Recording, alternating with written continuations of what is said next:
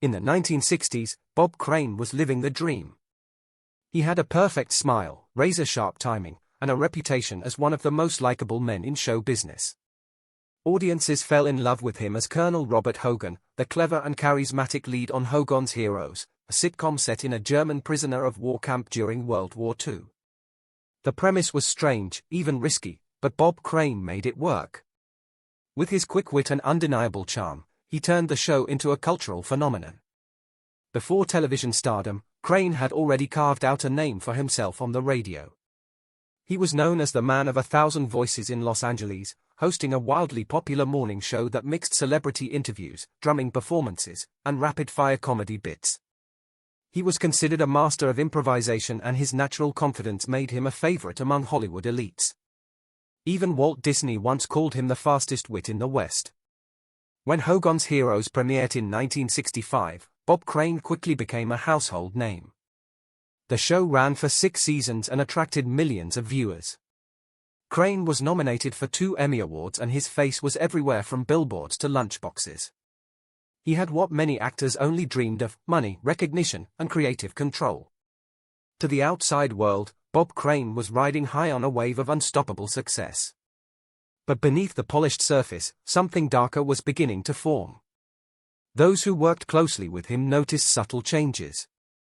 His relationships became more strained. His need for excitement started bleeding into risky behavior. And yet, none of it made headlines. At least not yet. Because while Bob Crane was making people laugh on camera, off camera, he was descending into something far more disturbing. Something he thought he could keep hidden forever. But that would soon change. As Hogan's Heroes climbed the ratings, Bob Crane was building a second life, one that no one on set ever saw. To the public, he was the affable Colonel Hogan, cracking jokes and outsmarting the enemy with a grin. But when the camera stopped rolling, Crane was chasing something very different. Behind closed doors, he had developed an obsession. One that would not just derail his career, but cast a permanent shadow over his legacy. It started subtly. While still hosting radio shows in Los Angeles, Crane developed a fascination with photography, but not just artistic stills or portraits. He became interested in filming his private encounters with women. Some were brief flings, others were relationships. Many of the women involved did not even know they were being recorded. And for Bob Crane, the camera was not just a prop. It became the centerpiece of his life off camera. Then came John Henry Carpenter, a video equipment salesman and technician who worked with major television studios. Crane and Carpenter met in the mid-1960s and quickly bonded over their shared interest in photography and emerging video technology. But Carpenter brought more than just equipment. He introduced Crane to new gadgets, gave him access to hotel setups, and according to several accounts, actively helped arrange encounters with women. The two became inseparable, often traveling together, staying in the same hotels, and documenting what went on behind those doors. While some acquaintances thought it was just harmless fun between two bachelors, others were disturbed. Crane's charisma masked something far more compulsive. He was living 2 entirely separate lives, and the lines between them were beginning to blur. As Crane's addiction escalated, so did the strain on his personal life. His marriage fell apart. His professional reputation started to suffer. Co-stars described a man who was increasingly distracted, increasingly erratic, and obsessed with filming every aspect of his private escapades. But Crane insisted it was all under control. Then in 1978, just as he was trying to rebuild his life with stage work and a second marriage, Bob Crane was found bludgeoned in his apartment. The room showed no signs of forced entry. Nothing was stolen, and the only other person with regular access to that apartment was John Carpenter. But that was only the beginning. June 29, 1978, Scottsdale, Arizona. The brutal discovery came just after noon when a theater colleague could not reach Bob Crane by phone. He went to check on him at the Winfield Place apartments where Crane had been staying during a stage run of Beginner's Luck. What he found inside Unit 132A would become one of the most baffling and disturbing crime scenes in Hollywood history. Bob Crane was lying motionless in bed. The weapon used had left deep lacerations in his skull, too forceful, too personal. He had been struck repeatedly, likely while he slept, and a twisted electrical cord was loosely tied around his neck.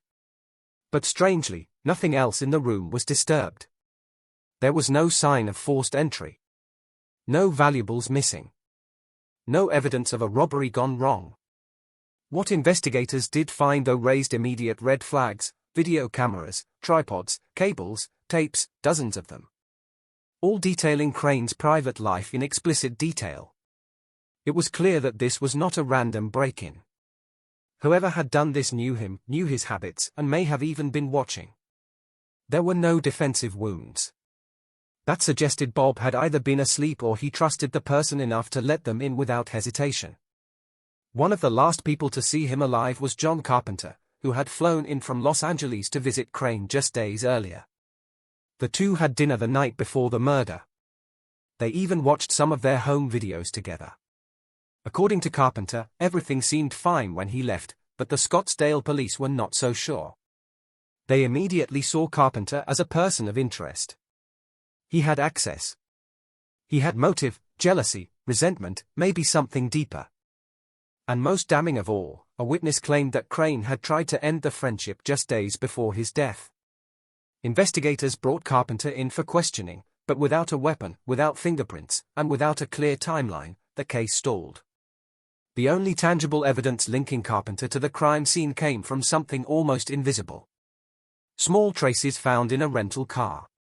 And yet that would not come into focus for nearly 2 decades because for years the case went cold. The tapes were boxed up. The files were shelved. It became just another unsolved Hollywood tragedy until new technology and a second look at that car changed everything. John Henry Carpenter was not a stranger lurking in the shadows. He was a close friend of Bob Crane's, perhaps his closest. The two had spent years traveling together, filming together, living out a lifestyle that few in Crane's inner circle truly understood. But when the police began peeling back the layers of Carpenter's life, his name kept coming up, and the more they looked, the more they found reasons to be suspicious. Carpenter worked for Sony, supplying emerging video technology to television stars. Through that role, he became the man who helped Bob Crane document everything. But their bond, once rooted in a shared obsession, had started to fracture. Crane was reportedly growing tired of the arrangement. He wanted to change, to settle down. He had recently remarried and was attempting to distance himself from the lifestyle that had consumed him for so long. Several friends later recalled that Crane had told Carpenter their friendship was over. That revelation took on a new weight once investigators reviewed Carpenter's trip to Scottsdale. He had flown in to spend time with Crane, stayed nearby, and was seen on multiple occasions in the days leading up. The night before Crane's death, they had dinner together. They returned to Crane's apartment. They watched tapes. Then, according to Carpenter, he went back to his own motel. But there were problems with his story. First, a hotel employee remembered seeing Carpenter return late, much later than he claimed. Then, there was the rental car. The police found a small smear on the passenger door. Inside the car, they discovered tissue fragments. Small but potentially crucial. And Carpenter could not explain how they got there. Still, in 1978, forensic tools were limited. There was no way to match the biological material definitively to Bob Crane. And despite mounting suspicions, no charges were filed. The evidence was circumstantial. No murder weapon had been found. No fingerprints tied Carpenter to the scene, so he walked free. But he did not walk away from the spotlight. Carpenter gave interviews, denied everything, and claimed the whole situation was being twisted by sensationalists. In the court of public opinion, though, he was already guilty. His name would forever be linked to Crane's death. What investigators did not know at the time was that science would soon catch up. And when it did, the case would explode back into the headlines. By the early 1990s, Bob Crane's murder had become a ghost story in Hollywood circles, a chilling, unresolved case that left more questions than answers. But in Scottsdale, the police never let it go. They knew something had been missed. And with advancements in forensic science finally catching up, they saw an opportunity to revisit the evidence that had haunted them for years. At the center of their renewed investigation was one item, the rental car John Carpenter had used during his stay in Arizona. Back in 1978, detectives had collected biological material from inside the vehicle. Small amounts of tissue and a faint smear of blood. At the time, there was no way to determine where it came from. But now, nearly 2 decades later, the department called in experts from a new field, DNA analysis. The results were not crystal clear, but they were suggestive enough to reopen the case. A partial DNA match indicated that the tissue fragments could very likely have come from Bob Crane. And while it was not the smoking gun prosecutors had hoped for, it was enough to put John Carpenter back in the spotlight. This time as a defendant. In June 1994, Carpenter was arrested and charged with the murder of Bob Crane. The news sent shockwaves through the entertainment world. For years, Carpenter had managed to live in relative obscurity. Now, reporters camped outside his home, digging through his past and splashing his face across every tabloid in the country. The case was a prosecutor's nightmare. There were no eyewitnesses. The murder weapon had never been recovered. The DNA evidence, though compelling, was not conclusive. And because the original crime scene had been contaminated and poorly preserved, there was no clean chain of custody for most of the physical evidence. Still, prosecutors pushed forward. They believed motive was key. Carpenter's jealousy, his rejection by Crane, and his possible desperation as his access to Crane's world began to vanish. They argued that Carpenter, feeling discarded and humiliated, struck out in a fit of rage. The defense, however, painted a different picture. They claimed the evidence was flimsy, the DNA far too degraded to be reliable, and the motive purely speculative. In the courtroom, the trial played out like a made-for-television drama. The prosecution showed graphic photos, played audio of Crane's private recordings, and laid bare the strange double life he had led. But in doing so, they also revealed something they had not intended, the full extent of Crane's secret obsessions. The jury was not just deciding whether Carpenter was guilty. They were being asked to wade through a web of addiction, exploitation, and betrayal. In 1995, after weeks of testimony, the jury reached a decision. John Carpenter was acquitted. The case once again went cold. But one person was not ready to let it go. While the courtroom lights dimmed and the headlines faded, one person refused to move on. Bob Crane's oldest son, Robert Crane Jr., had grown up watching his father entertain millions and then watched that image be shattered. The murder, the tapes, the trial, it had all been a public spectacle. But for Robert, it was personal, and he was not convinced the story was over. In the years after the acquittal, Robert began his own search for answers. He reviewed old police files, spoke with investigators, and revisited the people who had known his father best. What he found disturbed him. Sloppy evidence handling, missed timelines, crucial details that were overlooked or ignored. And most of all, he remained haunted by the man who had once called his father his best friend, John Carpenter. To Robert, Carpenter was more than just a suspect. He was the last link in a chain of secrecy and manipulation that had taken everything from their family. In interviews, Robert was blunt. He believed Carpenter was guilty no matter what the jury had said. And he believed the justice system had failed. But Robert's mission was not just about blame. It was about reclaiming the story of who Bob Crane really was. In 2015, he published a memoir, Crane, Sex, Celebrity, and My Father's Unsolved Murder, in which he told the story not just of the crime, but of the man behind the smile. A complex man, a flawed man, someone who, beneath the charm and humor, was fighting demons few ever saw. Robert spoke candidly about his father's addictions, his compulsions, and the way fame had created an illusion that slowly unraveled. He did not sugarcoat it, but he did offer something that had been missing from every news article and tabloid context. Bob Crane had been trying to pull himself out of that world. He had been trying to change. He had even taken steps to cut ties with Carpenter just days before his death. And that detail, one that came from a private letter Bob wrote shortly before he was killed, haunted Robert more than any photograph or courtroom transcript. It painted a clear emotional picture. Bob Crane was not just murdered. He was betrayed. Robert spent decades trying to make sense of it all. But no matter how much he uncovered, one truth remained. The justice system had let his father down, and the world would probably never know the full truth. But what disturbed Robert the most was not the mystery of who had done it. It was how easily the world had moved on. The audience that once adored Bob Crane had turned away when things got messy. They remembered the scandal, not the talent. They remembered the trial, not the years of laughter and creativity that came before. And so Robert Crane Jr. did what the courts could not. He told the whole story, ugly, unfiltered, and human. Bob Crane's story is often reduced to headlines and speculation. A television star with a dark secret, a mysterious death, a friend turned suspect. But the truth is far more unsettling and far more human. His life was not a simple rise and fall. It was a slow unraveling, one tangled in loneliness, addiction, and the unbearable weight of fame. Crane had spent years making people laugh. He was the centerpiece of a hit show, the life of every room he walked into. But when the camera stopped, he was someone else entirely. Offstage, he was battling an addiction that consumed his personal life and blurred every boundary.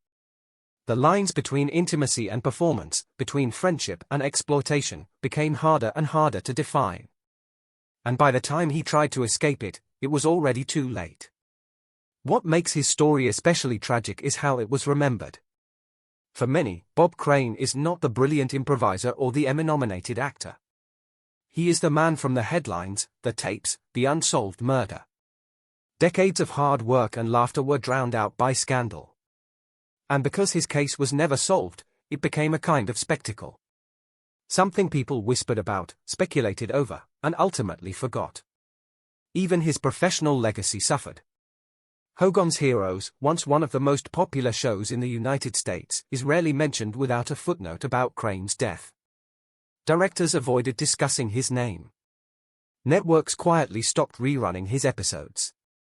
It was as if Hollywood itself wanted to bury him along with the case, not because they did not care, but because they did not want to look too closely at what his life revealed. Bob Crane's story forced the entertainment industry to confront something uncomfortable. That beneath the bright lights and applause, many performers were silently unraveling. Crane was not alone in his struggles. He was just the one who got caught in the middle of them. Fame had given him everything. But it also created an illusion that left him isolated. His darkest habits were enabled, his cries for help ignored, and his final moments still unanswered. Even today, when crime podcasts revisit the story or television specials bring it back into the spotlight, they focus on the whodunit. But the real question is not just who killed Bob Crane. It is why he was vulnerable in the first place. Why someone so admired and successful was also so profoundly lost, and why in the end no one stepped in before it was too late. The Bob Crane mystery might never be solved in court. But in the quiet pages of his son's book, in the files of persistent detectives, and in the questions that still linger in the minds of fans, there is a different kind of truth. One that exposes not just a killer, but a system that failed to see the warning signs. Bob Crane was not just the smiling face of a classic sitcom. He was a man struggling to reconcile who he was with who the world wanted him to be. On screen, he played the hero. Off screen, he fell into a world that was darker and more isolating than anyone around him could fully grasp. His sudden and brutal death shocked a nation. But it also revealed how little we truly know about the people we admire. For decades, the mystery surrounding his murder overshadowed everything else. And as the case grew colder, so did the public's memory of his talent, his wit, and the charm that once made him one of television's brightest stars. The focus shifted entirely to the scandal, to the tapes, to the trial, to the unanswered questions that kept people guessing. But underneath that intrigue was a man who lost control and who paid the ultimate price for a life that spiraled in silence. Even today, the name Bob Crane sparks curiosity, but rarely compassion. He became a symbol of unsolved tragedy, of private shame made public. Yet, his story is not just about what happened in that apartment in Scottsdale. It is about the warning signs ignored, the struggles hidden behind fame, and the consequences of turning a blind eye. Justice was never served in court. But maybe by remembering him in full, not just as a headline, not just as a victim, we can start to see the real legacy Bob Crane left behind. A legacy that demands we look deeper, ask harder questions, and never assume we know someone just because we see them smiling on a screen.